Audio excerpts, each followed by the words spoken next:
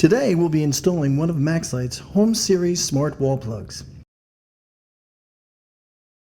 We'll begin by installing the Tuya app on any iOS or Android device.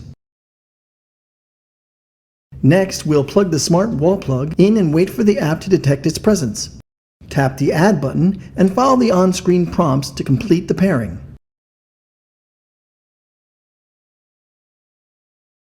When the plug is paired, the app will show the options available to control it. Here we'll demonstrate our ability to turn on a table lamp on and off using the mobile device.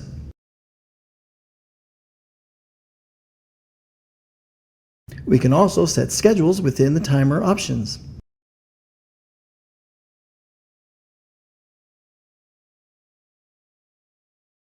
Additionally, we can set a countdown or configure it to turn on at sunrise and off at sunset.